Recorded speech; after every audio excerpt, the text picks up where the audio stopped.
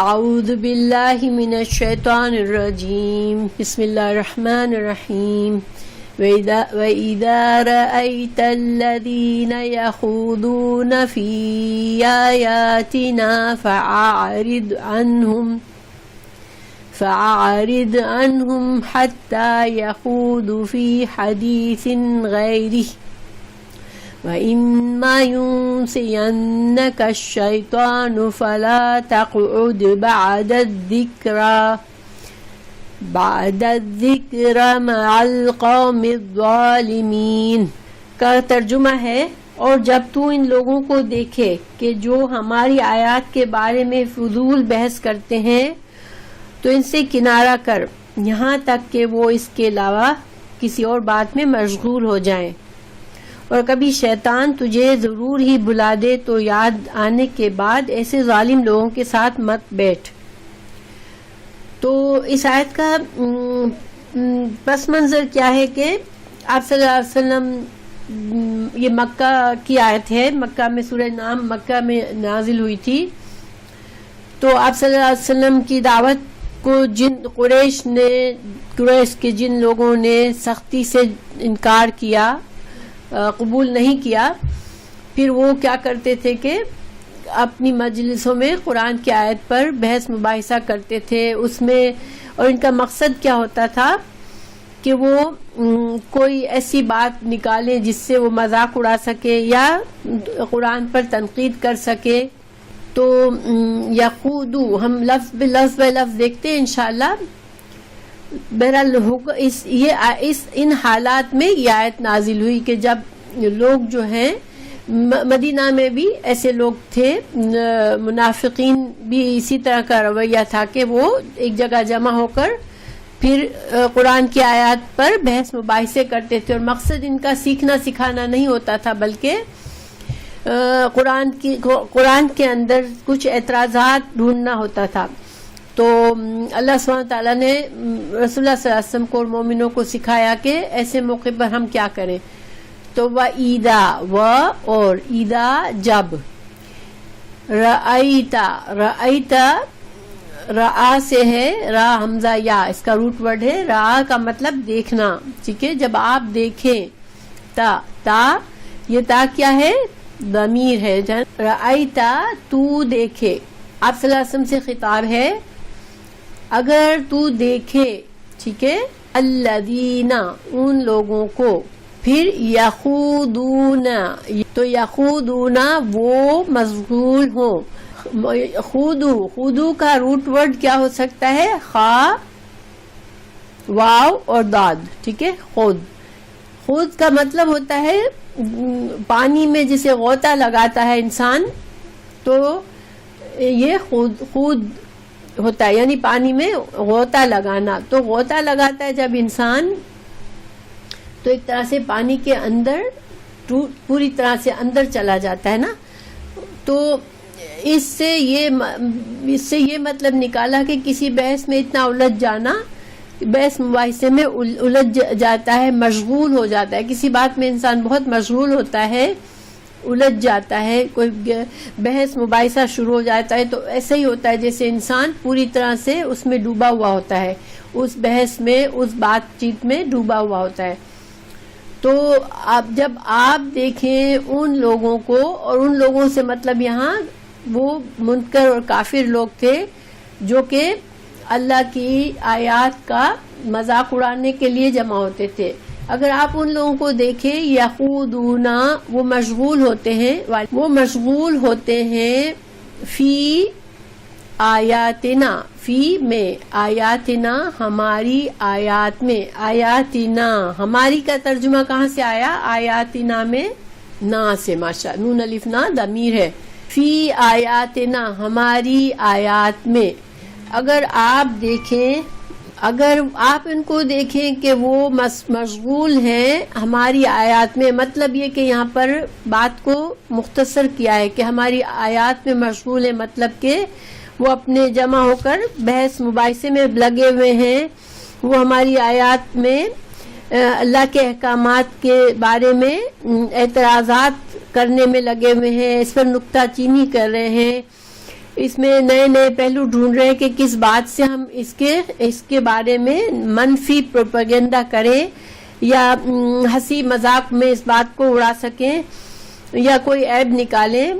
تو قرآن سے یا تو پھر خودونا کا مطلب یہ بھی ہو سکتا ہے کہ انسان کے ذہن میں کوئی بات ہو, غلط عقیدہ ہو, پھر وہ قرآن کو میں آیات ڈھونڈے کہ کوئی آیات ایسی نکلے جس کا مطلب وہ تھوڑا سا توڑ مروڑ کے وہ اپنے مطلب کے مطابق کر لے, دلیل بنا لے غلط. ٹھیک ہے, یہ سارے مطلب ہو سکتے ہیں. تو جب آپ ایسے لوگوں کو دیکھیں جو اس طرح کے کام کر رہے ہیں, آیات کے ساتھ جمع ہے مجلس میں, تو پھر آپ کیا کریں؟ فعارد, اعراض برتیں. عارض, آرادہ منہ موڑ لیں, اسے نظر انداز کر دیں, یعنی وہاں سے ہٹ جائیں. فعارد ان ہو, دیکھیے فعارد ان آیا ہے تو ان سے ہمیشہ اس سے ہٹ جائیں, دور جانا, آپ اس سے دور ہو جائیں, آپ اس محفل سے نکل جائیں. ہم, ان لوگوں کے گیدرنگ میں سے. حتی, یہاں تک کہ یخودو وہ مشغول ہو جائیں, فی کسی بات میں, فی حدیث, حدیث جب دو لوگ بات چیت کر رہے ہوتے ہیں اس کو حدیث, جیسے حدثا یعنی اس نے بات کی, تو وہ کسی اور بات میں, غیرہی اس کے علاوہ, یعنی اللہ کی آیات کے ٹاپک کو چھوڑ کر وہ کسی اور بات میں مشغول ہو جائیں, تو اس وقت تک آپ ان کے پاس نہ بیٹھیں, آپ ہٹ جائیں ان سے. ٹھیک ہے, اب تھوڑا سا اتنے ٹکڑے پر غور کرتے ہیں. دیکھیں یہ جو ہے آپ جیسے کہ میں نے بتایا کہ یہ اس زمانے کی بات ہے جب آپ صلی اللہ علیہ وسلم پر قرآن نازل ہوتا تھا, اور مکہ کے وقت میں قریش کے لوگ جمع ہو کر قرآن کی آیات کے بارے میں ڈسکشن کرتے تھے, اور ان کا پرپس کیا ہوتا تھا کہ وہ کوئی ایسا پوائنٹ ڈھونڈے جس سے وہ قرآن کا مذاق آیات کا مذاق اڑائے, تاکہ لوگوں کے دل سے اس کا اثر ختم ہو جائے. دیکھیں جو لوگ مخلص تھے, جو ماننا چاہتے تھے, اب ایک بات کو اب مذاق اڑاتا ہے انسان تو پھر اس کی اہمیت کم ہو جاتی ہے نا. لوگ کسی کا بھی اگر مذاق اڑایا جا رہا ہے تو گویا اس کو ہلکا کر دیا جاتا ہے. تو قرآن کی آیت کو ہلکا کرنے کے لیے, تاکہ لوگ اس کی طرف توجہ نہ دیں, اس کو سیریسلی نہ لیں, وہ مذاق اڑانے کا کوئی پہلو ڈھونڈ رہے ہوتے تھے, یا کوئی ایسا اعتراض کرنے کے لیے کہ یہ بات تو صحیح ہو ہی نہیں سکتی, یعنی کہ آپ سچے رسول نہیں ہیں, ایسی کوئی دلیل ڈھونڈنے کے لیے, کوئی ایسی بات, ایسا اعتراض ڈھونڈنے کے لیے, یا پھر کوئی بحث کرنے کے لیے, پوائنٹ ڈھونڈنے کے لیے. تو اس طرح کی بات اس زمانے میں ہوتا تھا. ٹھیک ہے, تو مگر کیا آج کے دور میں ایسا ہوتا ہے؟ کیا آج کے دور میں یہ ہوتا ہے کہ قرآن کے اس آیات کے ساتھ یہ سلوک کیا جائے؟ تو ہاں, آج کے دور میں بھی ہوتا ہے. اور بعض اوقات لوگ کچھ اپنے آپ مسلمان ہوتے ہیں, مسلمان گھروں میں پیدا ہوتے ہیں, لیکن وہ ان کو دین کے بارے میں ان کا رویہ سیریس نہیں ہوتا ہے. اب کہیں محفل جمی ہوئی ہے تو یا تو وہ خاص طور سے دینی باتیں شروع کرتے ہیں, کوئی پرپز ہوتا ہے کہ کوئی کسی بات پر اعتراض کرنا ہوتا ہے, یا پھر علم نہیں ہے لیکن اپنے علم کا جیسے لوگوں کو معروف کرنے کے لیے وہ اس بغیر علم کے آیات کے بارے میں بات کرتے ہیں, یا پھر کسی کا کوئی غلط عقیدہ ہوتا ہے تو وہ اپنے اس عقیدے کی سپورٹ کے لیے ایسی آیات ڈھونڈتا ہے جس میں کہیں نہ کہیں سے توڑ مروڑ کے وہ اس کے معنی کو بدل کے وہ اپنے مقصد کی دلیل بنا لے اس کو. ٹھیک ہے, مسلم خود کو کہتے ہیں, وہ جمع ہو کے قرآن کے باتوں کا مذاق بھی اڑاتے ہیں, اللہ کے احکامات کا مذاق اڑاتے ہیں, جو دیندار لوگ ہوتے ہیں ان کا مذاق اڑانے کے لیے وہ کرتے ہیں. تو یہ چیزیں آج بھی ہوتی ہے. تو ہاں, یہاں پر اللہ سبحانہ تعالیٰ نے کیا حکم دے دیا کہ ایسی جگہوں پر بیٹھنا ایک مومن کے لیے صحیح نہیں ہے. اب اس آیت میں تو اللہ سبحانہ تعالیٰ نے رسول اللہ صلی اللہ علیہ وسلم سے خطاب کیا ہے. ٹھیک ہے, لیکن سورہ نساء میں اسی طرح کی آیت ہے جس میں اللہ سبحانہ تعالیٰ نے مومنوں کو مخاطب کیا ہے. سورہ نساء کی آیت نمبر 140 میں اللہ سبحانہ تعالیٰ نے یہی بات مومنوں سے کہی ہے کہ تم جو ہو ایسی جگہ پر بیٹھو گے اگر تو پھر تم ان کی طرح ہی ہو گئے کہ تم بھی ان جیسے ہی ہو، کیونکہ یہ اللہ کی آیات کے ساتھ برا سلوک کرنا تو یہ تو بہت بڑا اللہ کے سامنے بہت بڑی جرات کرنا ہے، اور اللہ سبحانہ تعالیٰ کا عذاب آ سکتا ہے ایسے لوگوں پر. اللہ تعالیٰ ان کو سخت کسی مصیبت میں ڈال سکتے ہیں، کوئی سزا کے طور پر ان کے ساتھ کوئی عذاب آ سکتا ہے. تو ایسے لوگوں کے ساتھ بیٹھنا ہمیں اجازت نہیں ہے ان حالات میں. حضرت ابن عباس کا قول ہے یہ ایک کہ اللہ تعالیٰ نے ہر امت کے لیے عید کا دن مقرر کیا ہے تاکہ وہ اس میں اللہ کی بڑائی بیان کرے اور اللہ کو یاد کرے، اور اس دن کو اللہ کی یاد سے معمور کرے.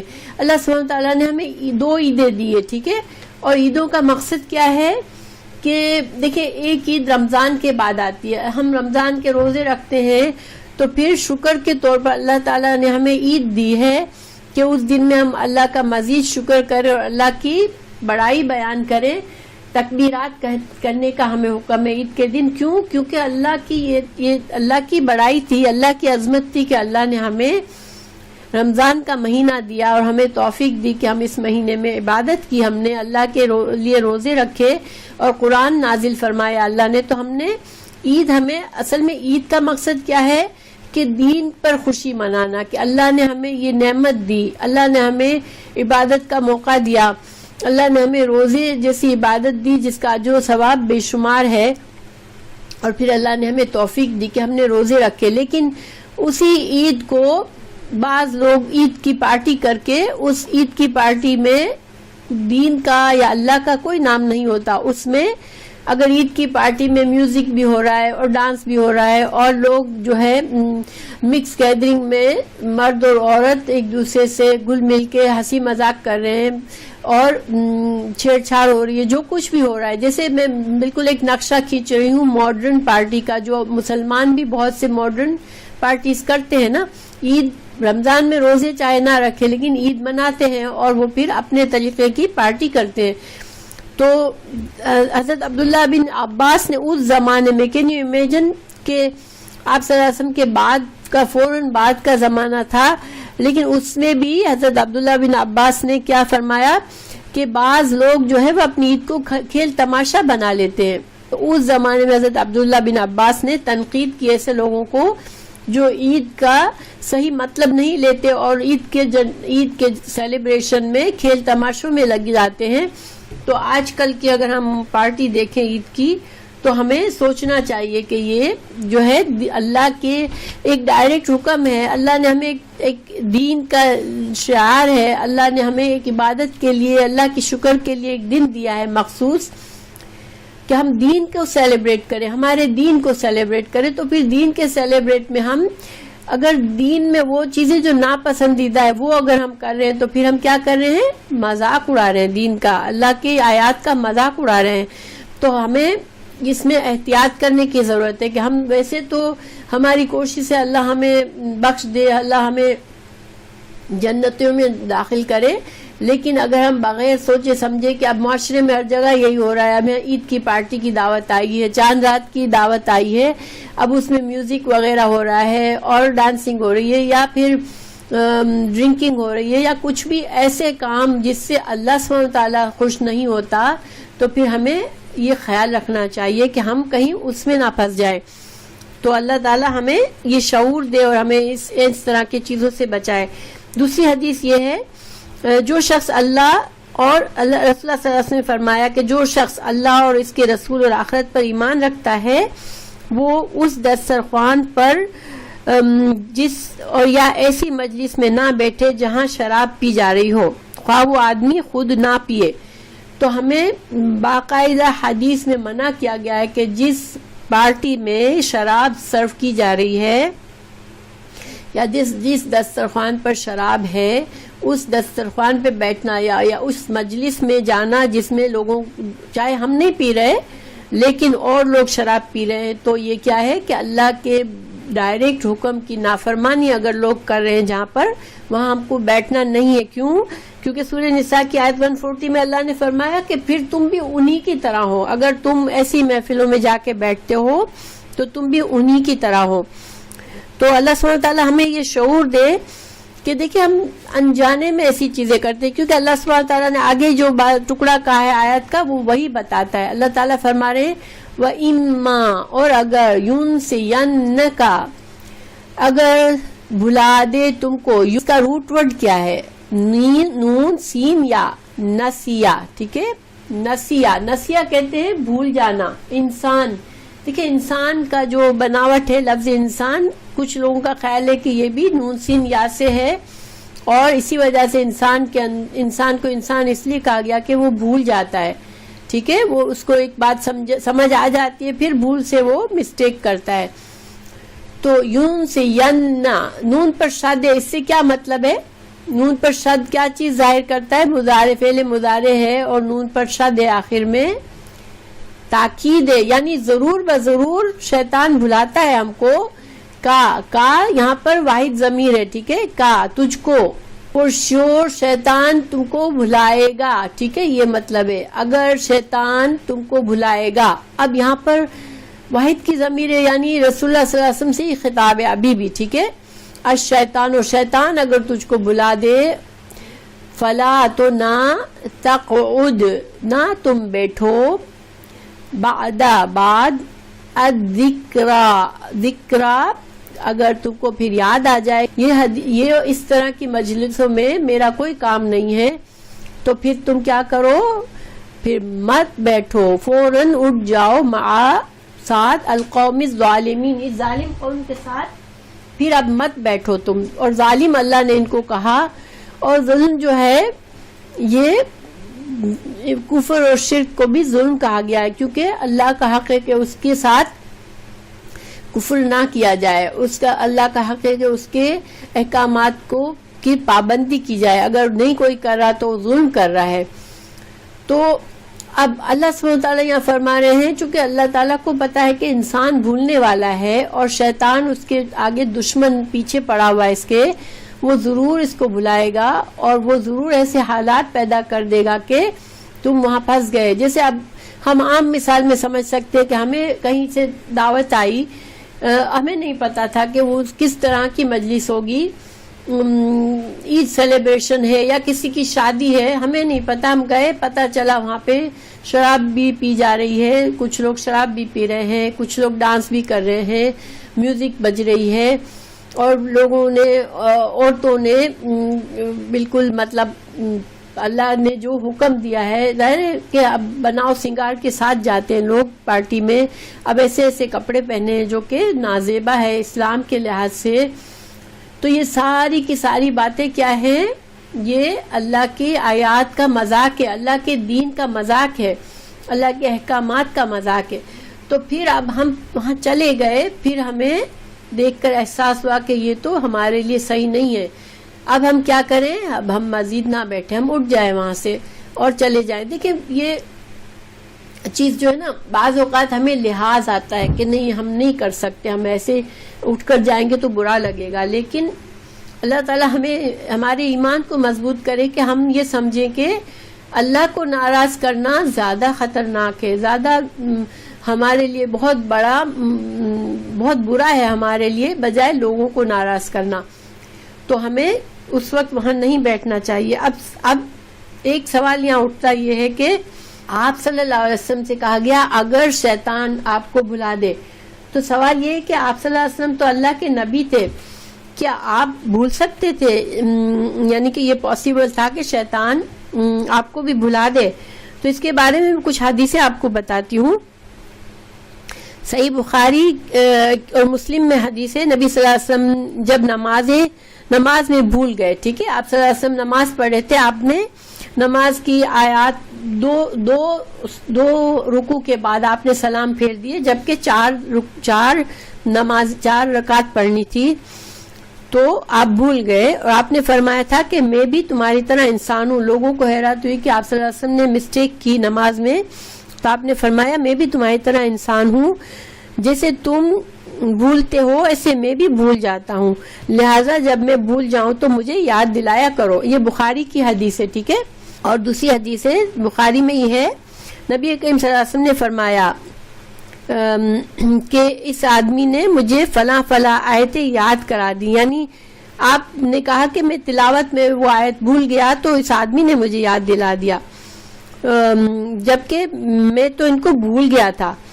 تو یہ صحیح بخاری اور مسلم میں یہ حدیث بھی موجود ہے. پھر نسیان جو ہے، بھول جانا جو ہے، وہ انسان کی ذاتی عمل نہیں ہوتا ہے.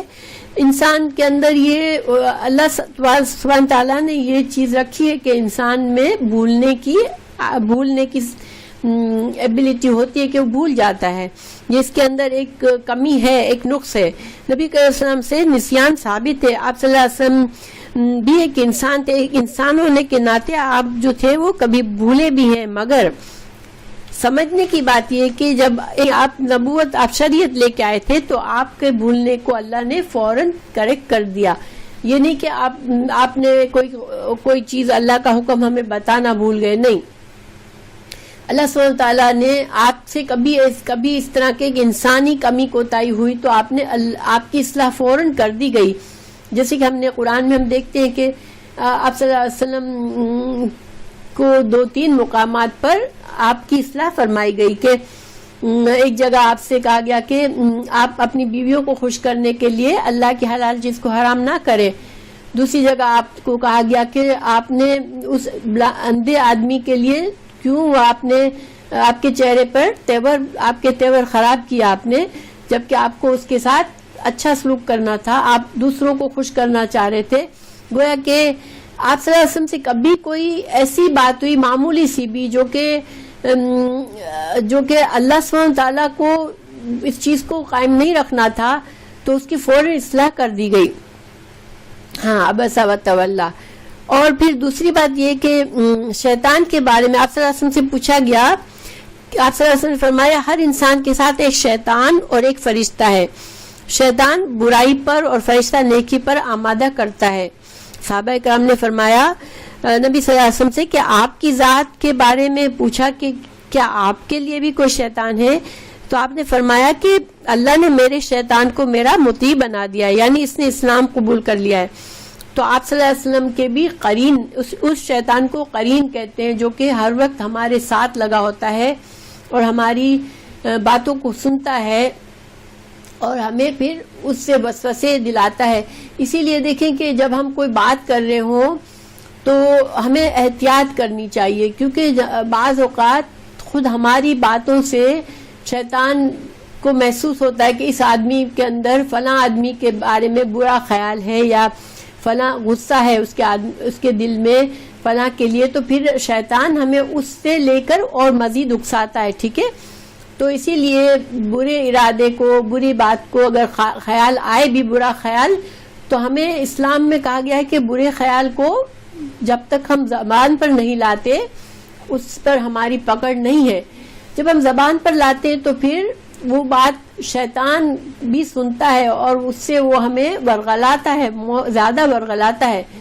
تو بہرحال اب یہ ان حدیث سے ہمیں پتہ چلتا ہے کہ یہ ہم اگر کہتے ہیں کہ اچھا ٹھیک ہے آپ صلی اللہ علیہ وسلم کے اندر بھی نسیان کی ایبلٹی تھی کہ آپ بھی بھول سکتے تھے، تو یہ آپ صلی اللہ علیہ وسلم کی شان میں کوئی گستاخی نہیں ہے، کیونکہ خود آپ نے اس بات کو آپ فرما چکے ہیں کہ میں انسان ہوں اور مجھ سے بھول ہو سکتی ہے اور میں بھولوں تو تم مجھے بتا دیا کرو.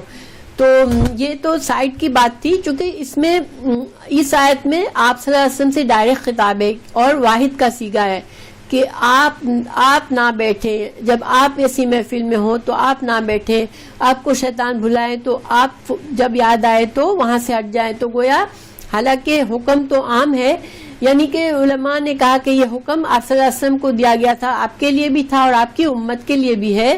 اور سورہ نساء کی آیت 40 میں یہی حکم اللہ سبحانہ تعالیٰ نے جمع کے صیغے سے کیا، یعنی کہ مومنوں سے خطاب کیا ہے. تو بہرحال خلاصہ کیا ہے کہ شیطان جو ہے اس سے ہمیں احتیاط برتنے کی ہے، کیونکہ شیطان جو ہے وہ ہمیں ورغلاتا ہے اور ہمیں بھلاتا ہے. اور جب ایک انسان جو ہے اس کو، ایک مسلمان کو ہمیشہ اپنے اس دشمن کے بارے میں غافل نہیں ہونا چاہیے. ٹھیک ہے، جب کبھی ہمارے دل میں کوئی برا خیال آئے تو فوراً ہم شیطان مردود سے اللہ کی پناہ مانگ لیں کہ ہمیں وہ مزید اس چیز میں غافل نہ کرے. اگر کسی کے اندر اس طرح کی چیزیں ہیں جو ہمیں پتہ چل جائے کہ یہ باتیں جو ہیں دین کی نہیں ہے، دین میں ڈالی ہوئی ہیں، اور کہیں محفل میں وہ قرآن کی آیات سے اپنے دلائل بنانے کی کوشش کر رہے ہیں اور قرآن کے معنی کو اس طرح سے فٹ کرنے کی کوشش کرتے ہیں، ہمیں ان چیزوں کے بارے میں احتیاط ضروری ہے. جب ہمارا علم پختہ نہیں ہوتا اور ہم اس طرح کی جگہوں پر جاتے ہیں جہاں کہ اللہ کے احکامات کے خلاف، لیکن اگر دین سمجھ کر، مذہب سمجھ کر ہم کوئی انسان غلط کام کر رہا ہے، مذہب کے نام پر کوئی غلط عبادت کا طریقہ نکالا ہے، اب ہم اس میں شامل ہوتے ہیں، ہمارا علم پختہ نہیں ہے، تو ہم جو ہیں پھر ہم اپنے آپ کو گمراہ کر سکتے ہیں. ٹھیک ہے، ہم جہالت کی وجہ سے، مسٹیک کی وجہ سے ہمارے اندر بری عادتیں آ سکتی ہیں، یا ہمارے دین کے علم میں غلط چیزیں ہم سمجھ لیں گے کہ یہ دین کا حصہ ہے. تو اس لیے ہمیں احتیاط کرنے کی ضرورت ہے اور ایسی چیزوں سے بچنے کی ضرورت ہے. اور سب سے بڑی بات یہ کہ صحیح علم حاصل کرنے کی کوشش کرنے کی ضرورت ہے. انسان علم کا محتاج ہے، جب تک اسے صحیح علم نہیں ہوگا وہ ہمیشہ اس سے مسٹیکس کی چانسز ہوں گے. تو یہ جو ہے یہ تو ہو گیا آیت نمبر 68 کا ایکسپلینیشن. انشاءاللہ اللہ نے چاہا تو آپ لوگوں کو سمجھ میں آ گیا ہوگا. اللہ تعالیٰ ہمیں اور سمجھ دے اور ہمارے ذہن کو پختہ بنائے دے کہ ہم لوگوں میں پرابلم کیا ہے کہ بہت سی چیزیں ہم سنتے ہیں لیکن اس کو فوراً عمل میں نہیں لاتے. ہمیں اب پتہ چلا ایک بات کا کہ ہمیں اللہ نے صاف لفظوں میں منع فرمایا ہے کہ جہاں دین کے شاعر کا، دین کے طریقے کا بالکل صحیح، یعنی کہ ایسے طریقے سے دین کو فالو کیا جا رہا ہے جیسے اللہ کے دین کا مذاق اڑایا جا رہا ہے، تو پھر وہ ہمیں حکم، اللہ کا حکم ہے کہ وہاں نہ بیٹھو. اور کیونکہ جب ایسے ہو رہا ہوتا ہے اللہ کے غضب کو یہ ابھارتا ہے. اور خدا نہ خواستہ اگر ہم وہاں پر بیٹھتے ہیں اور ہم کہتے ہیں کوئی بات نہیں، لوگ ناراض ہوں گے، ہمارے دوستیاں ہیں، ہم اس طرح سے بائیکاٹ نہیں کر سکتے، تو خدا نخواستہ ایسا نہ ہو کہ جو اللہ نے ان کے ساتھ عذاب کا، سزا کا فیصلہ کیا ہے ہم اس میں آ جائیں. ٹھیک ہے، تو ہمیں بچنا چاہیے ان چیزوں سے اور ہمیں اللہ سے ڈرنا چاہیے. سب سے بڑا ڈر ہمیں اللہ کا ہونا چاہیے. پھر اگلی آیت ہے وما علی الذین، وما اور نہیں، علی الذین ان لوگوں پر، یتقون جو تقوی اختیار کرتے ہیں، جو پرہیزگار ہیں، جو اللہ سے ڈر کر زندگی گزارتے ہیں، جن کو پتہ ہے کہ ہمارا ہر عمل دیکھا جا رہا ہے، ہمیں اس کا جواب دینا ہے. تو پھر من حسابہم، تو ایسے لوگوں پر ان گمراہ لوگوں کے بارے میں ان پر کوئی وبال نہیں ہے، ان سے کوئی حساب نہیں لیا جائے گا ان کی گمراہی کا. یعنی جو گمراہ لوگ ہیں ان کی گمراہی کا حساب ان سے نہیں لیا جائے گا جو تقوی اختیار کرتے ہیں. من شعین، کچھ بھی، ولیکن لیکن، ذکرا یاد دہانی ہے، نصیحت ہے، لعلہم تاکہ وہ یتقون، تاکہ وہ شاید کہ وہ تقوی اختیار کرے. اب اس آیت کا کیا مطلب ہے؟ اور ان لوگوں کے ذمے جو بچتے ہیں ان کے حساب میں سے کوئی چیز نہیں، اور لیکن یاد دہانی ہے تاکہ وہ بچ جائیں. اب اس کے بارے میں دیکھیں کچھ رائے ہے. ایک تو یہ کہ ایک انسان تقوی والا ہے، اللہ کے ڈر سے رہتا ہے. اب وہ شاہ ولی اللہ نے یہ حضرت شاہ عبد القادر نے کیا اس کا ترجمہ کیا کہ ایک انسان پرہیزگار ہے، ٹھیک ہے، تو وہ ایسی محفلوں سے بالکل بائیکاٹ کرتا ہے، یعنی ان کو نصیحت کرنے کے لیے بھی ان محفلوں میں نہیں جاتا. ٹھیک ہے، وہ کہتا ہے مجھے ایسے لوگوں سے کچھ لینا دینا نہیں ہے.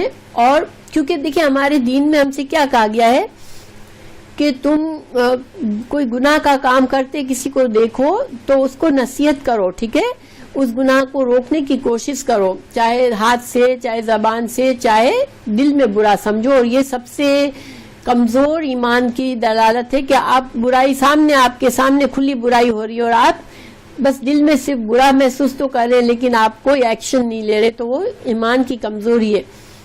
تو اب اللہ تعالیٰ یہاں سمجھا رہے ہیں کہ اگر ایسی آپ کے دوستوں میں، آپ کے معاشرے میں ایسی پارٹیز ہوتی ہیں، ایسی مجلسیں ہوتی ہیں جہاں پہ اللہ کے دین کا مذاق اڑایا جا رہا ہے، آیات کا مذاق اڑایا جا رہا ہے، آیات کی توہین کی جا رہی ہے، تو اگر ایسی جگہوں سے ایک انسان مکمل طور پر اس سے دور رہے، کہے کہ اس کے دل میں اللہ کا خوف ہے اور وہ سوچتا ہے کہ مجھے ایسی جگہوں پہ جانا ہی نہیں ہے، جا کے نصیحت کے لیے بھی نہیں جانا، ٹھیک ہے، تو اس پر کوئی گناہ نہیں ہے، یعنی کہ اس کو اللہ نہیں پکڑے گا کہ تم نصیحت کے لیے کیوں نہیں گئے، ایسے لوگوں کی نصیحت کے لیے کیوں نہیں گئے، ٹھیک ہے. دوسرا معنی یہ ہے کہ وہ آدمی کو دعوت آئی، جیسے مثال کے طور پر ہمیں ایک جگہ سے انویٹیشن آیا، ہمیں ان لوگوں کے طریقے پتہ ہے کہ وہ لوگ بالکل دین پر چلنے والے نہیں ہیں تو مسلمان، لیکن ان کا کوئی طریقہ مسلمانوں والا نہیں ہے، ان کی پارٹی میں شراب بھی سرو کی جائے گی، ان کی پارٹی میں ڈانس بھی ہوگا.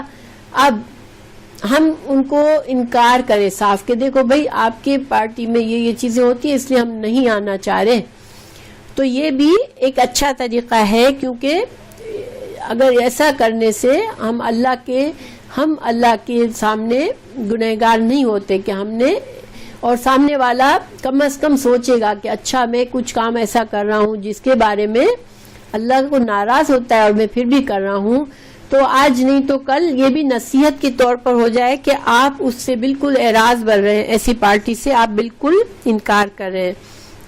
اور تیسرا طریقہ اللہ تعالیٰ نے چونکہ یہاں فرما رہے ہیں کہ اگر تم پر کوئی گناہ نہیں ہے، اگر تم تقوی والے ہو تو ان کے بارے میں، لیکن تم کو نصیحت کرنی ہے، لیکن ذکر نصیحت ہے. تو یہاں پر اب یہ ہے کہ اس کا مطلب ہے کہ ہمیں ایسے لوگوں پر ہم نصیحت کرنے کی، ہمارے اوپر اللہ نے ہمیں فرمایا ہے کہ ہم نصیحت کریں تو اچھا ہے. اگر ہم ایسے لوگوں کو نصیحت کریں تو کم از کم کچھ نہیں تو ہمارے اوپر اللہ کے سامنے ہم جواب دے سکیں گے، اللہ ہم نے گناہ کو ہوتے دیکھا تھا اور ہم نے ان کو نصیحت کرنے کی کوشش کی تھی مگر انہوں نے نہیں مانا، تو ہم بچ جائیں گے. جیسے آپ کو پتا ہے کہ سورہ بقرہ میں ہم نے وہ جو بستی جو مچھلیاں پکڑتی تھی سب کے دن، اس نے 3 گروہ بن گئے تھے. ایک گروہ نے نصیحتیں کرتا تھا کہ تم مت کرو اللہ کو ناراض کرنے والے کام، ایک گروہ کچھ بھی نہیں کہتا تھا، نہ خود گناہ کرتا تھا لیکن گناہ کرنے والوں کے بارے میں بالکل لاپرواہی کر رہا تھا، اور ایک گروہ نے گناہ کیا تھا کہ وہ مچھلیاں پکڑتے تھے سب والے دن. تو آپ کو یاد ہوگا اللہ سبحانہ تعالیٰ نے کس کو بچایا تھا اور کس پر اللہ تعالیٰ نے کس کو عذاب سے بچایا تھا، کسی کو یاد ہے؟ 3 گروہ میں سے کس کو عذاب سے بچایا تھا اللہ نے؟ ہاں، جو نصیحت کرتے تھے، ٹھیک ہے، کیونکہ یہ ایک مسلمان کا فرض ہے کہ گناہ کو ہوتے دیکھ کر بالکل اگنور کر دینا، بالکل پرواہ نہ کرنا. ہمارے معاشرے میں گناہ عام ہو رہے ہیں اور ہم پرواہ نہ کریں تو پھر یہ بہت ہی خطرناک جگہ پر ہمیں، کیونکہ پھر ہم ایسی جگہ پر رہ رہے ہیں ہر طرف گناہ ہو رہے ہیں اور ہمیں کوئی بادر بھی نہیں کر رہا ہے ان کے گناہوں کا، نہ ہم ان کی اصلاح کا کچھ کر رہے ہیں. تو ہاں بالکل، تو پھر ہم گنہگار ہیں. اس لیے کہ اسلام میں دیکھیں جو اوپر کی آیت ہم نے پڑھی تھی نا جس میں ہم کو ایسی جگہوں سے منع کیا تھا، اس پر علماء نے یہ بھی کہا کہ ایسی جگہ ہم رہتے ہیں جہاں پر بہت زیادہ گناہ ہو رہے ہیں، اللہ کی ناراضگی کے بہت سے کام ہو رہے ہیں، تو پھر انسان ایسی جگہ پر نہ رہے. ہاں البتہ اگر رہے تو کیا کرے، مسلسل اصلاح کی کوشش کرتا رہے، مسلسل اللہ کے دین کو پھیلانے کی کوشش کرے.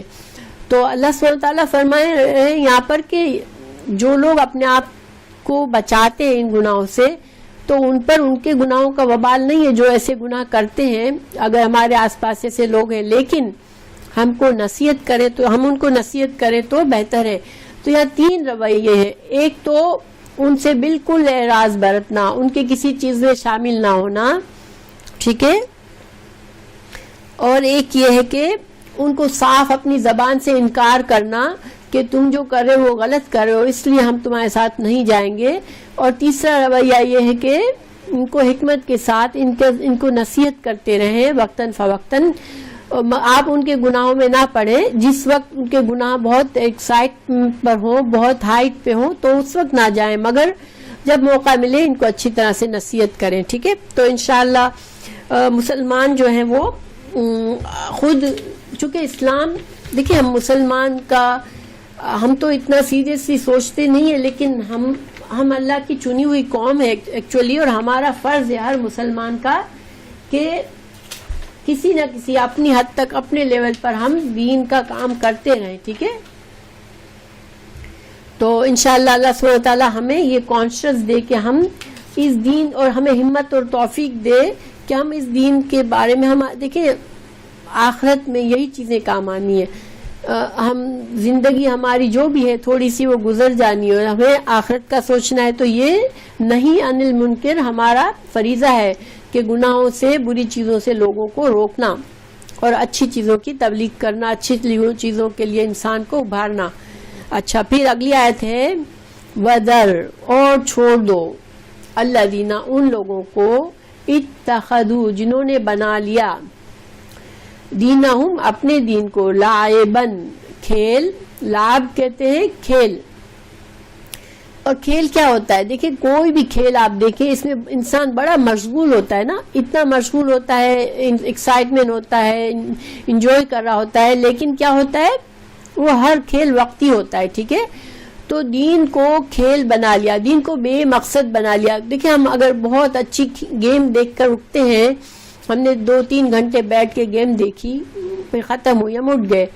اب ہمارا وہ ٹائم ہمارے لیے کچھ بینیفیشل تھا، گیم ہوئی، وقتاً تھوڑا سا انجوائے کیا، ختم کر لیا. اب اگر ہم دیکھیں تو اس سے کچھ نتیجہ، کچھ فائدہ ہوا نہیں، وہ لائب تھا، وہ بیکار تھا، یعنی ٹائم کا ضیاع تھا ہمارا. وہ ٹائم بس چلا گیا، ختم ہو گیا. تو اگر دین کو انسان بے مقصد سمجھتا ہے، بالکل کھیل کی طرح، یا لہون، تماشا بنا لیتا ہے دین کا، اور لہو کا مطلب ہے کہ دین کی شکل ہی بگاڑ دینا، اتنا، یا پھر دین اتنا مشغول دنیا میں ہو جانا کہ لہو جو ہے وہ ہر مشغول چیز کرنے والے کے انسان اس میں کھو جاتا ہے. تو دل کو مشغول کرنے والی چیزیں، یعنی ہمارا دین دنیا کی رنگینیوں میں، ہمارا دل جو ہے وہ بہت مشغول ہے زندگی کے مصروفیات میں. چلو ہم انجوائمنٹ میں نہیں مصروف ہیں، ہم الٹی سیدھی پارٹیز میں نہیں ہیں، لیکن ہمارا سارا وقت صرف زندگی کے مصروفیات میں لگا ہوا ہے. ہم اٹھتے ہیں، کھاتے ہیں، پیتے ہیں، لوگوں سے 4 باتیں کرتے ہیں، اور بیٹھ کے تھوڑا سا اپنے آپ کو انجوائے کرتے ہیں، انٹرٹینمنٹ کرتے ہیں، اور پھر سو جاتے ہیں. اسی طرح اگر ہماری زندگی گزر رہی ہے اور ہمیں دین کے بارے میں سوچنے کی بہت زیادہ فرصت نہیں ہے، یا انسان پیسے کمانے میں اتنا مشغول ہے کہ اسے رات دن اپنے کام کی فکر ہے، کاروبار کی فکر ہے، یا کھیل و تفریح، ایک انسان کا انٹرٹینمنٹ سے ہی دل نہیں بڑھتا، اس کو ہر وقت اپنے آپ کو بوریت دور کرنی ہوتی ہے، ہر وقت کوئی فن چیز چاہیے ہوتی ہے. تو یہ ساری چیزیں کیا ہیں؟ یہ لہو ہے، بے مقصد چیزیں، انسان کو صرف غافل کرنے والی چیزیں ہیں. تو اللہ سبحانہ وتعالیٰ یہاں فرما رہے ہیں کہ آپ ان کو چھوڑ دیں. رسول اللہ صلی اللہ علیہ وسلم سے فرمایا جا رہا ہے کہ آپ چھوڑ دیں ان کو، جن لوگوں نے اپنے دین کو کھیل تماشا بنا دیا. ایک مسلمان کانشیس ہوتا ہے ہر وقت. آپ صلی اللہ علیہ وسلم کو یہاں پر ایک تسلی دی جا رہی ہے، کیونکہ آپ صلی اللہ علیہ وسلم، آپ کو پتہ ہے، رحمت للعالمین تھے، اور آپ کو بہت دکھ ہوتا تھا، آپ کو بہت غم ہوتا تھا جب یہ لوگ، اللہ کی آیات نازل ہوتی تھی، عذاب کی وعید آتی تھی، مگر ان لوگوں کو کوئی بات اثر نہیں کرتی تھی، اور اپنے کھیل تماشے میں دنیا میں صرف مشغول تھے. ان کو دنیا کے علاوہ کچھ نظر نہیں آتا تھا، دنیا کی مصروفیت، دنیا کی نعمتیں، دنیا کی چمک. تو آپ صلی اللہ علیہ وسلم بہت دل دکھ جاتا تھا. تو آپ کو ایک طرح سے تسلی بھی دی جا رہی ہے، جیسے کہ سورہ کہف میں اللہ تعالیٰ نے فرمایا فَلَعَلَّكَ بَاخِعٌ نَفْسَكَ، شاید اپنے آپ کو آپ ہلاک کر لیں گے ان کی وجہ سے اگر یہ ایمان نہیں لائیں گے. تو ایک طرح سے آپ کے لیے تسلی بھی ہے ان آیات میں کہ آپ اتنا غم نہ کریں ان کے لوگوں پر. آگے کیا اللہ نے فرمایا کہ ان لوگوں کو آپ چھوڑ دو جنہوں نے اپنے دین کو کھیل اور تماشا بنایا ہے اور ان کو دنیا کی زندگی میں غرتہم، غرہ کہتے ہیں دھوکے میں ڈالنا، تو ان کو دھوکے میں ڈال دیا ہے الحیات الدنیا، دنیا کی زندگی نے. اور یہ کیا مطلب ہے کہ انہوں نے یہ سمجھ لیا ہے کہ بس جو کچھ ہے اس دنیا میں کر لو، بس انجوائے کر لو، مزے کر لو، کل کا کچھ سوچنا ہی نہیں ہے، ہمیں موت آئے گی یہ بھی کبھی نہیں سوچنا، ہمیں اللہ کے سامنے اٹھنا ہے وہ بھی نہیں سوچنا، بس آج کے لیے زندہ رہو اور انجوائے کرو اور ہیپی رہو. اور یہ صرف کافروں کا رویہ نہیں ہوتا، مسلمانوں کا بھی ہوتا ہے. اللہ نے ہمیں یہ وقت دیا ہے، مقصد سے دیا ہے زندگی کا، ٹھیک ہے. تو جن لوگوں نے جن کو دنیا کی زندگی نے دھوکے میں ڈال دیا تو ان کے بارے میں تم اپنا دل دکھا دکھا کے اپنے آپ کو ڈپریشن میں مت ڈالو، مگر کیا کرو، وذکر، نصیحت کرو، بھی، ساتھ اس کے یعنی قرآن کے ساتھ نصیحت کرو ان کو. ان یہ کہ یہاں پر لا چھپا ہوا ہے، ان لا، یہاں یہ کہ نہ، ٹھیک ہے، نہ. تو یہ آپ اگر نصیحت کرو گے تو شاید کہ نہ تبصلا، گرفتار ہو جائے. بسلا کہتے ہیں پھنس جانا، گرفتار ہو جانا، تو عذاب میں یہ نہ گرفتار ہو جائے، بما، بوجہ اس کے جو کسبت، جو انہوں نے کمائی کی. یہ لوگ جو اتنے دھوکے میں پڑے ہوئے ہیں، آپ ان کے بارے میں بالکل اپنے آپ کو ہلاک تو نہ کریں، لیکن آپ ان کو نصیحت کریں کہ شاید آپ کی نصیحت سے وہ اپنے آپ کو بالکل برباد کرنے سے، اپنے آپ کے لیے سزا کمانے سے بچ جائیں گے. ٹھیک ہے، یہ مطلب ہے یہاں، یعنی آخرت کے لیے جہنم میں جانے سے بچ جائیں گے شاید آپ کی نصیحت سے. لیس لہا، نہیں ہے اس کے لیے، من دون اللہ، اللہ کے سوا، ولی، کوئی دوست، ولا شفیع، یعنی وہ دن کیسا ہوگا کہ اس دن جو ہے وہ کوئی دوست نہیں ہوگا، نہ شفیع ہوگا. ایسے لوگوں کے لیے نہ کوئی دوست ہوگا، نہ اس کی سفارش کرنے والا ہوگا جنہوں نے کیا کیا تھا، دنیا کی زندگی میں کھوئے ہوئے تھے، وہ اپنی زندگی کو انجوائے کر رہے تھے. سورہ انشقاق میں ہے کہ جب اعمال نامہ سیدھے ہاتھ میں جن لوگوں کے دیا جائے گا، وہ کیسے رہے تھے، اپنی دنیا میں اپنے گھر والوں کے ساتھ اللہ کے خوف کے ساتھ رہتے تھے کہ کہیں ہمیں دنیا کی زندگی غافل نہ کر دے. اور جن لوگوں کو ان کے کمر پیٹھ کے پیچھے سے اعمال نامہ دیا جائے گا، ان کے بارے میں اللہ نے فرمایا وہ کیسے لوگ تھے، وہ مسرور تھے دنیا میں، اپنی زندگی میں اپنے گھر والوں میں بڑے مسرور تھے، یعنی کہ خود بھی غافل تھے گھر والوں کے ساتھ. تو اللہ تعالیٰ نے فرمایا کہ تم ایسے لوگوں کو نصیحت کرو. عقل مند وہ ہوتا ہے جس کو یاد رہتا ہے کہ نہیں، میرے ہر چیز ریکارڈ ہو رہی ہے، میری ہر چیز دیکھی جا رہی ہے، اور میرا وقت بہت لمیٹڈ ہے اور بہت قیمتی ہے. تو بہرحال اللہ سبحانہ وتعالیٰ نے فرمایا کہ شاید یہ تمہاری نصیحت سے وہ بچ جائیں، ٹھیک ہے، ہلاک ہونے سے. پھر اللہ تعالیٰ آخرت کے دن کو، قیامت کے دن کو بتا رہے کہ کیسا دن ہے، کہ لیس لہا من دون اللہ ولی ولا شفیع. وہ دن ایسا ہے جس میں کوئی سفارشی نہیں ہوگا، کوئی ولی نہیں ہوگا ایسے لوگوں کے لیے جنہوں نے زندگی میں کبھی سوچا ہی نہیں کہ ہمارا آخرت میں کیا بنے گا. ہاں، جھوٹے سہارے ڈھونڈ لیے کہ ہمیں یہ چیز سے فائدہ ہو جائے گا، وہ چیز سے فائدہ ہو جائے گا، خود کو تسلی دے دی. لیکن اس دن وہی چیز کام آئے گی جو اللہ نے ہمیں بتایا ہے قرآن اور حدیث میں کہ آخرت میں کیا کیا چیزیں کام آئیں گی. اور قرآن سے تعلق انشاءاللہ ہمیں ہر منزل پر آخرت کے کام آئے گا. تو اس تعلق کو مضبوط کرنے کی ضرورت ہے ہمیں، اور ہمیں تھوڑا سا زیادہ اس پر ٹائم دینے کی ضرورت ہے انشاءاللہ. وَإِن تَعْدِلْ، اگر وہ بدلا دے، یعنی اگر وہ کفارہ دینے چاہیں گے اس دن، کل عدل، کسی بھی چیز سے کفارہ، کہ تاکہ اللہ کے عذاب سے بچ جائے، تو لا یقضا، نہیں لیا جائے گا، منہا، اس سے.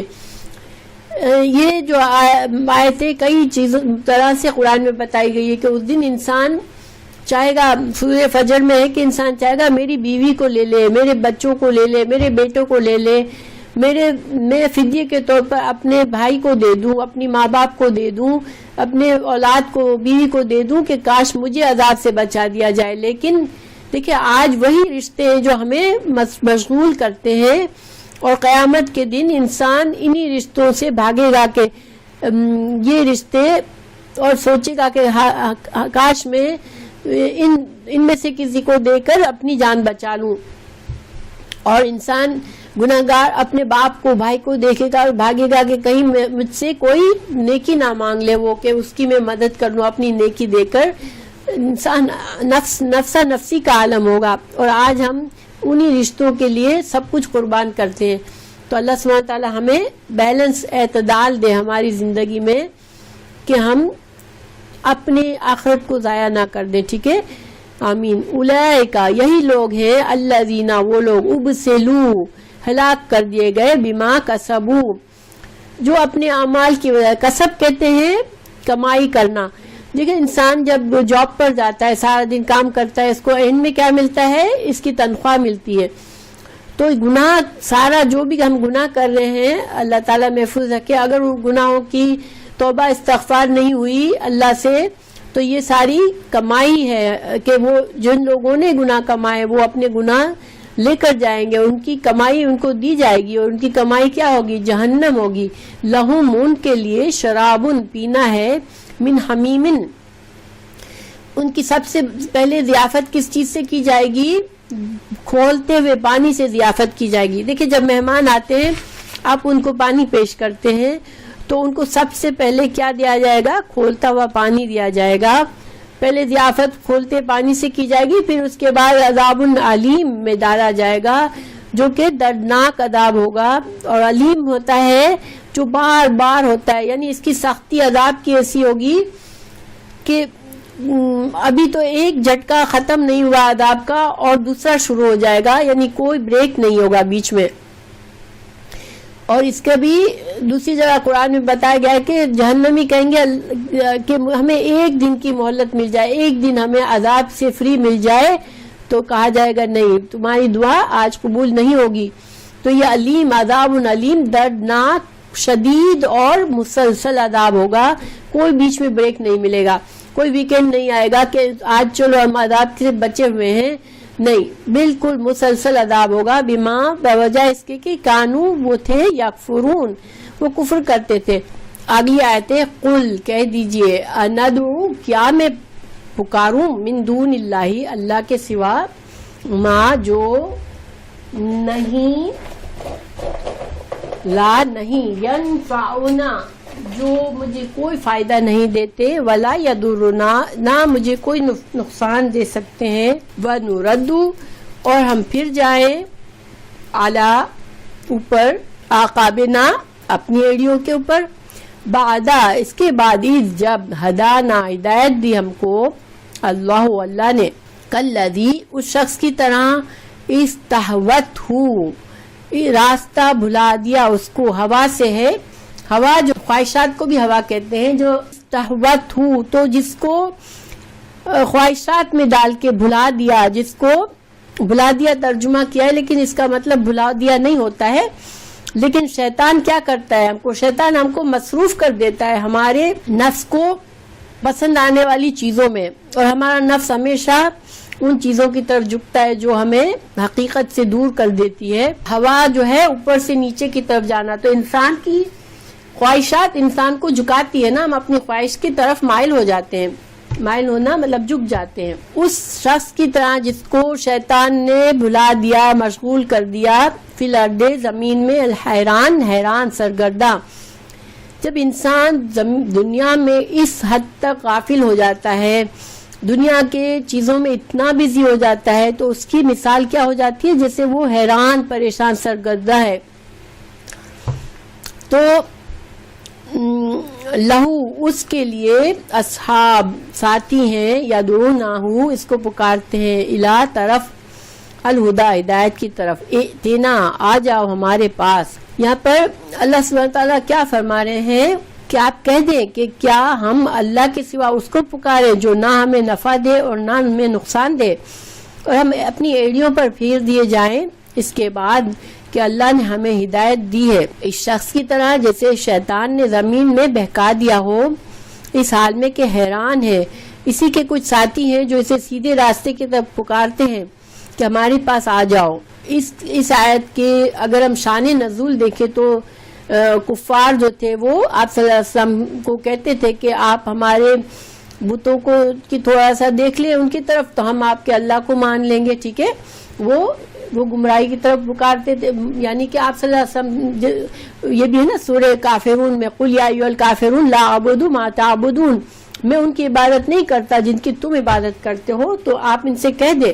تو یہاں بھی یہی ہے کہ جو ان کے جو دعوت ہے کہ آپ ہمارا تھوڑا مان لیں، ہم تمہارا تھوڑا مان لیں، تو اسلام تو خالص چیز ہے. تو آپ صلی اللہ علیہ وسلم سے کہہ دیا گیا کہ آپ ان کو صاف انکار کر دیں کہ تم جاہلوں، کیا میں تمہاری دعوت پر جاؤں گا اور گمراہی پر چلوں گا جبکہ اللہ نے مجھے ہدایت دے دی، اور میں ان کی پوجا کروں گا جو تو نہ کچھ فائدہ دینے کا اختیار رکھتے ہیں نہ نقصان دینے کا اختیار رکھتے ہیں. یعنی بت جو ہیں اللہ کے سوا تو کوئی بھی ہمیں کچھ نہیں دے سکتا، تو میں ان کی عبادت کروں جو مجھے کچھ نہیں دے سکتے. پھر اگر ایسا کروں تو پھر مثال کیا ہے؟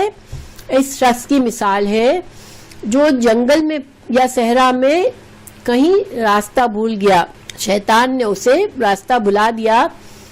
اب اس کو کچھ لوگ ہدایت کی طرف بلانے کی بھی کوشش کرتے ہیں، لیکن وہ اس قدر بھٹکا ہوا ہے کہ اس کو آوازیں بھی آ رہی ہے، سنائی بھی دے رہا ہے، مگر وہ راستہ نہیں پا سکتا. کیونکہ دیکھیں یہاں پر یہ بڑی خطرناک چیز ہے ہمارے لیے.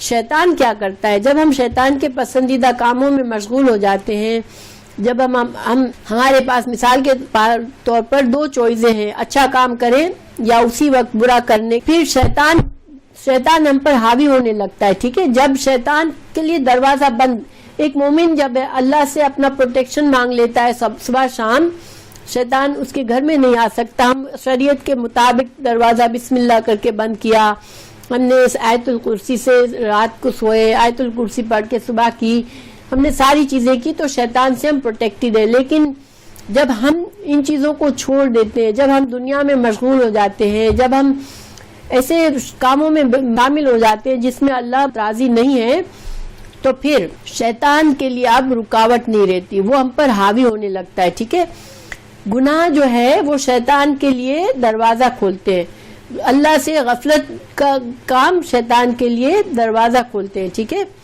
تو پھر جب شیطان ایک بار آ جاتا ہے تو وہ حاوی ہو جاتا ہے انسان پر، پھر وہ اسے نکلنے نہیں دیتا اس کام سے. آپ نے دیکھا ہوگا کہ کوئی بھی کام ہے جو بہت ہمیں لگتا ہے کہ صحیح کام نہیں ہے، مگر ہمارے اندر سے ہماری خواہش اٹھ رہی ہے ہمیں کرنا ہے. اگر ہم یا تو اسی وقت اس کو دروازے کو بند کر دے کہ نہیں کرنا، اپنے نفس کے ساتھ سختی کر لے، اللہ سے پناہ مانگ لے فوراً سے، تو ہم بچ جاتے ہیں. کبھی ہم کہتے ہیں اچھا چلو ابھی تھوڑا سا کر لیتی ہوں، یعنی مثال کے طور پر اگر نماز پڑھنی ہے تو میں تھوڑی دیر میں پڑھ لوں گی، یا ہم سوئے ہوئے ہیں چلو تھوڑی دیر میں اٹھ جاؤں گی. جب ہم اس طرح سے سستی کرتے ہیں تو شیطان کے لیے دروازہ کھلتا ہے. خواہش بڑھ کی کہ ہم یہ کام کر لیں اور ہم نے اس کو روکا نہیں، تو پھر شیطان اسٹرانگ ہوتا جاتا ہے، پھر وہ ہم پر مکمل ہولڈ کر لیتا ہے. تو یہاں یہی بات سمجھائی گئی ہے کہ جو انسان دنیا میں اتنا مشغول ہے دنیا کی زندگی میں کہ آخرت کو بھولا ہوا ہے، اس کی مثال کیسی ہے؟ جیسے وہ صحرا میں بھٹک گیا، اللہ نے ہدایت تو دی تھی اس کو، لیکن اس نے ہدایت کو چھوڑ کے وہ دنیا میں بزی ہو گیا، تو پھر شیطان اس پر حاوی ہو گیا. اب وہ شیطان جتنا زیادہ وہ انسان مشغول ہے، شیطان اتنا زیادہ اسٹرانگ ہوتا جاتا ہے، اور اس کو پھر کچھ لوگ اس کے مخلص دوست ہوتے ہیں جو اس کو کہتے ہیں بھائی تم غلط جانے لگے ہو، تو وہ آواز سنتا ہے لیکن شیطان اسے موقع نہیں دیتا کہ وہ اس اپنے گمراہی سے باہر نکل سکے. تو یہ بڑی خطرناک پوزیشن ہے. دیکھیں مثال ہم اپنے اوپر اگر رکھیں اس آیت کو، بعض اوقات ہم کوئی بہت زیادہ نیکی کا کام کرتے ہیں، ٹھیک ہے، مثال کے طور پر رمضان میں ہمارا ایمان بہت اچھا جاتا ہے، بہت اسٹرانگ جاتا ہے، کوئی ہم نے اچھی آیت قرآن کی پڑھی اور ہمارے دل پر بہت اثر کر دیا اور ہمارا ایمان تازہ ہوتا ہے. کبھی ہم نماز کے لیے بیٹھتے ہیں اور پتہ نہیں اللہ تعالیٰ کی یاد اتنی ہم پر آتی ہے کہ ہمارے آنکھوں سے آنسو نکلتے ہیں، وہ ہمارا ایمان کا پیک ہوتا ہے، یعنی ہماری ایمان اس وقت ہائی ہوتا ہے، اس وقت شیطان بے بس ہوتا ہے ہم سے، وہ ہم پر اب اس کو کوئی کنٹرول نہیں ہے. لیکن پھر ہم نے اس پوائنٹ سے ہٹ کر ہم کسی چیز میں مشغول ہونے لگے، کوئی بھی ایسی مصروفیت جو ہمیں دین سے دور کرتی ہے، تو پھر وہ ہم ہدایت سے لاپرواہی کی طرف جا رہے ہیں. یہ ہمارے لیے سوچنے کی ٹائم ہوتی ہے.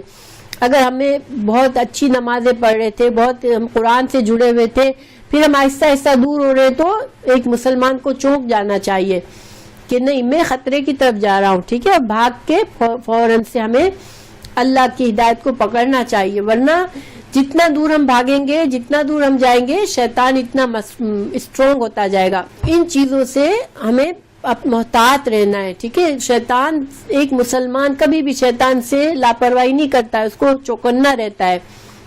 جہاں اس کو خیال آیا کہ یہاں پر میرے لیے خطرہ ہے، تو اس کو اندر سے آواز آتی ہے، اس وقت اس آواز کو فوراً سنے، اللہ سے جلدی سے مدد مانگے، اللہ مجھے بچانا گمراہی سے، اللہ مجھے شیطان سے بچانا. انشاءاللہ پھر ہم مضبوط ہو جائیں گے. ٹھیک، اور جتنا ایمان مضبوط ہوگا اتنا ہمارے لیے نیک کام کرنے آسان ہو جائیں گے. اور زندگی کے باقی مسائل مصروفیات تو چلتے رہیں گے. ٹھیک ہے، لیکن جہاں تک ہمارا تعلق اللہ سے ہے، اس کو ہم مضبوط ہمیں کوشش کر کے کرنا ہے. ٹھیک، نہیں کریں گے تو ہم تھوڑا تھوڑا کر کے ہٹتے چلے جائیں گے. پھر اللہ تعالیٰ فرما رہے ہیں، قل، آپ ان سے کہہ دے، ان بے شک ہدی اللہ هو الہدی، ہدایت تو صرف اللہ ہی کی ہدایت ہے. یعنی کہ جو راستہ اللہ نے بتایا قرآن اور حدیث میں، وہی ہمیں کامیابی تک لے جائے گا. تو یہاں پر ہدایت، یہاں پر کیا ہے؟ رہنمائی. جو ہدایت ہے اللہ کی طرف سے رہنمائی ہے، بس وہی ہدایت ہے جو ہمیں کامیابی تک پہنچائے گی. وہ امرنا، اور ہم کو حکم دیا گیا ہے، لنسلم، تاکہ ہم سر تسلیم خم کر دیں، لرب العالمین، اپنے رب کے لیے. دیکھیں ہمیں اللہ نے کیا حکم دیا ہے، اللہ کے آگے جھک جاؤ. ہمیں اپنے آپ سے پوچھنا ہے، میں اللہ کے آگے کتنا جھکی ہوں اور اپنے نفس کے آگے کتنا جھکتی ہوں. ٹھیک ہے، اگر ہم کانشیس رہیں گے اس بات پر، تو انشاءاللہ اللہ سے دعا کریں گے تو ہم اللہ کے لیے خالص ہوتے جائیں گے انشاءاللہ. اور یقین کریں اس سے ہماری دنیا کا کوئی نقصان نہیں ہوگا. ٹھیک ہے، ہمارا جہاں تک دین سدھرے گا تو ہماری دنیا خود بخود سدھر جائے گی. پھر وَأَن، اور یہ کہ اللہ تعالیٰ ہمیں مزید نصیحت فرما رہے ہیں کہ ہم کیسے اس اللہ کے آگے کیسے فرما بردار ہو جائے. اقیم الصلاۃ، نماز قائم کریں. ٹھیک ہے، نماز جو ہے وہ سب سے پہلی دینی عبادت ہے جو انسان کو اللہ سے جوڑتی ہے. پھر وہ 5 وقت ہم نماز پڑھتے ہیں تو بار بار ہمیں یاد دہانی کرتی ہے، بار بار ہمیں اپنی دنیا کی مشغولیت سے ہمیں دوبارہ اللہ کی طرف لاتی ہے. ٹھیک ہے، اگر ہم اپنی نماز کو اچھا کر لیں انشاءاللہ، تو یہ نماز ہمیں گناہوں سے بچانے والی ہے، اور یہ نماز ہمیں اللہ سے جوڑ کر رکھنے والی ہے. اور واتقوہ، اور اللہ کا تقوی کرو. اور تقوی کیا ہے کہ زندگی کے ہر کام میں اس احساس کے ساتھ ہم زندگی گزاریں کہ میرا اللہ مجھے دیکھ رہا ہے، اور مجھے اللہ کو ناراض نہیں کرنا، مجھے اللہ کی رضا حاصل کرنی ہے. پرہیز، مسلسل احتیاط، ہر وقت کی اسٹرگل ہے. ٹھیک ہے، اگر ہم یہ 2 کام کریں گے تو پھر انشاءاللہ پھر ہم اپنے آپ کو بچا لیں گے. وَهُوَ الَّذِي، اور وہ ذات، الیہ تحشرون، اور ہم آخرت کو یاد کریں گے کہ اللہ کے سامنے مجھے اکٹھا ہونا ہے. یہ ذات ہے، اسی کی طرف تم اکٹھے کیے جاؤ گے. یہ آیات بہت ہی عملی طور پر ہمارے لیے بہت زیادہ یاد رکھنے والی ہیں انشاءاللہ. اللہ تعالیٰ ہمیں صحیح سمجھنے کی توفیق دے اور عمل کرنے کی توفیق دے. پھر اللہ تعالیٰ ہمیں کائنات کی طرف ہمارا توجہ کر رہے ہیں اور ہمیں بتا رہے ہیں، وَهُوَ الَّذِي، اور وہی ذات خلق السماوات والارض، جس نے آسمان اور زمین کو بنایا ہے، بالحق، حق کے ساتھ. حق کے ساتھ کا کیا مطلب ہے کہ با مقصد بنایا ہے. اللہ سبحانہ تعالیٰ نے یہ زمین اور آسمان بنائی ہے تو وہ با مقصد ہے. دیکھیں کتنے ہی سیارے ہیں جس پر زندگی نہیں، بس انسان زندہ نہیں رہ سکتا، اس پر انسان سروائیو نہیں کر سکتا. اللہ نے زمین کو، آسمان کو ایک مقصد کے ساتھ ہمارے لیے مسخر کیا ہے. ٹھیک ہے، اللہ تعالیٰ نے قرآن میں دوسری جگہوں پر بھی بتایا ہے کہ زندگی ایک با مقصد زندگی، ہماری بے مقصد نہیں ہے. اللہ تعالیٰ نے فرمایا سورہ ملک میں، لِنَبْلُوَكُمْ أَيُّكُمْ أَحْسَنُ عَمَلًا، اللہ نے آسمان اور زمین اس لیے بنائے کہ اللہ تم کو دیکھے کہ تم میں سے احسن عمل کون کرتا ہے. یہ مقصد ہے کہ انسان اس زندگی کو پا کر کیا کر کے واپس جاتا ہے اپنے رب کے پاس. یہ مقصد ہے اللہ کے ہمارے زندگی کا. پھر اللہ نے سورہ ذاریات میں فرمایا وما خلقت الجن والانس الا لیعبدون، میں نے جن اور انسانوں کو صرف اس لیے پیدا کیا کہ وہ میری عبادت کرے. اور عبادت سے مطلب کیا ہے؟ صرف نمازیں نہیں ہے. عبادت کے 3 معنی ہیں. ایک تو ورشپ کا، ایک جتنی بھی عبادت اللہ نے ہمیں کہی ہے، نماز پڑھنا، روزہ رکھنا، حج کرنا، یہ ساری عبادات ہیں. دوسرا اللہ کی غلامی، اپنے آپ کو اللہ کا غلام سمجھنا. میرے آقا میرا مالک وہی ہے، صرف میں کچھ بھی نہیں ہوں، میں مخلوق ہوں، میں غلام ہوں. اللہ آقا ہے اور ایک غلام کی کوئی مرضی نہیں ہوتی. اور عبادت میں اطاعت کا معنی ہے کہ جو میرا آقا مجھے کہے مجھے وہ کرنا ہے، اور جس سے روکے وہ اس سے رکنا ہے. تو اللہ تعالیٰ نے ہمیں اس مقصد کے لیے پیدا کیا ہے کہ ہم اللہ اپنے آپ کو مخلوق سمجھے، اپنے آپ کو اللہ کا بندہ سمجھے، اور اللہ کی مکمل فرما برداری کرے اور اللہ کی ہی صرف عبادت کرے. پھر اللہ تعالیٰ نے سورہ جاشیہ میں فرمایا وَسَخَّرَ لَكُمْ فِي مَا فِي السَّمَاوَاتِ وَمَا فِي الْأَرْضِ جَمِيعًا مِنْهُ. اللہ تعالیٰ نے انسانوں سے کہا کہ تمہارے لیے زمین اور آسمان کی ہر چیز کو میں نے مسخر کیا ہے. دیکھیں زمین، اللہ تعالیٰ نے ہمارے لیے، ایک انسان ہے جس کو سارے اختیارات ہیں، وہ زمین اور آسمان کے درمیان جو چاہتا ہے کرتا پھرتا ہے. اللہ کی تمام جتنے فائدے رکھے ہیں ہم اس میں سے زمین اور آسمان سے اپنی مرضی سے نکالتے ہیں. جانوروں کو ہم اپنی مرضی کے اپنے مقصد کے لیے استعمال کرتے ہیں. اللہ کے بنائے پانی کو ہم اپنے مقصد کے لیے استعمال کرتے ہیں. یعنی کہ زمین اور آسمان کی چیزوں سے اللہ نے ہمارے لیے مسخر کر دیا. مسخر کا مطلب ہے کہ ہمارے لیے آسان کر دیا کہ ہم ان سب چیزوں سے فائدہ اٹھا سکیں. اور اس کا مقصد کیا ہے کہ اللہ دیکھنا چاہتا ہے کہ ہم ان سب نعمتوں سے اپنی زندگی کو کیسے سنوارتے، کیسے گزارتے، اور آخرت کا کیا کام کر کے جاتے ہیں اس دنیا سے، اور ہم کیا حقوق و فرائض کا خیال رکھتے ہیں اس دنیا میں. کئی جگہوں پہ یہ مضمون آیا ہے. سورہ البقرہ میں کہا هو الذی خلق لکم ما فی الارض جميعا. اللہ سبحانہ تعالیٰ یہ فرمانے کہ زمین و آسمان با مقصد پیدا کیے ہیں، بے مقصد نہیں ہے. اور جس دن و یوما، اور جس دن یقول وہ کہے گا کن ہو جا، فیکون تو ہو جائے گا. یعنی جو لوگ اللہ کی نافرمانی میں زندگی گزارتے ہیں، جو لوگ غفلت میں زندگی گزارتے ہیں، وہ سمجھتے ہیں کہ آخرت کا دن کبھی نہیں آئے گا اور ہمیں مرنے کے بعد کہاں کون زندہ کرے گا. انسان کو اللہ نے ہمیں بتایا ہے کہ جس نے تمہیں پہلی بار پیدا کیا وہ تمہیں دوبارہ بھی ایسے ہی پیدا کرے گا. تمہارا جسم بھی بنے گا، تمہارے اندر خواہشات بھی ہوں گی، تمہیں تکلیف بھی ہوگی، تمہیں خوشی بھی ہوگی، تمہیں راحت بھی محسوس ہو سکے گی. یعنی ہمارے سارے احساسات، ہماری نیڈز، ہماری خواہشات سب ہوں گی. تو اللہ سبحانہ تعالیٰ کے لیے تم یہ مت سمجھو کہ یہ کرنا مشکل ہے. وہ تو صرف کن کہے گا تو سب ہو جائے گا. جس دن اللہ کن فرمائے گا سارے مردے زمین سے اٹھ کھڑے ہوں گے. زمین میں جہاں بھی جس حالت میں بھی مرے ہوں گے وہاں سے انسان پورے کے پورے بن کے اٹھ جائیں گے. جیسے زمین سے ایک بیج ڈالا جاتا ہے اور وہ اس سے پورا پودا نکلتا ہے، اس طرح سے ہر انسان کی پہچان ہے. تو اللہ سبحانہ تعالیٰ ہمیں اس پہچان سے پورا انسان بنا دے گا. یہ اللہ کے لیے کوئی مشکل نہیں ہے. پہلی بار بھی تو ہم کچھ نہیں تھے، ایک نطفے سے اللہ نے ہمیں بنایا تھا. تو یہ جو غفلت میں ہے، جو اپنے آپ کو اتنا بڑا سمجھ رہے ہیں کہ اللہ کی آیات کا بھی مذاق اڑا لیتے ہیں اور اپنے سمجھتے ہیں ہم انسان ہیں، ہماری زندگی، ہم جو چاہیں کریں، ہم فیصلے کریں اپنی زندگی کے، ہم چاہیں جو مانیں، ہمیں جتنا دین فالو کرنا ہے اتنا کریں، ہمیں اجازت ہے ہم جو کریں. تو یہ ایسے لوگ یہ نہ سمجھے کہ اللہ نہیں دیکھ رہا اور اللہ جمع نہیں کرے گا تمہیں. قولہ الحق، اللہ کی بات سچ ہے. وَلَهُ، اور اس کے لیے ملک بادشاہت، یوم، اس دن کی، ينفخ، جس دن پھونکا جائے گا، فی الصور، جس دن سور میں پھونکا جائے گا، اس دن سارے قبر سے مردے اٹھ جائیں گے. عالم الغیب، اور وہ غیب کو جاننے والا ہے، وہ شہادت، اور حاضر کو. وَهُوَ الْحَكِيمُ الْخَبِيرُ، اور وہ تو حکمت والا اور خبیر ہے. دیکھیں اس دن عالم الغیب سے کیا مطلب ہے کہ ہم نے جو کچھ کیا ہم بھول جائیں گے، اللہ نہیں بھولے گا. اللہ کے سامنے سارے ہمارے غیب موجود ہیں.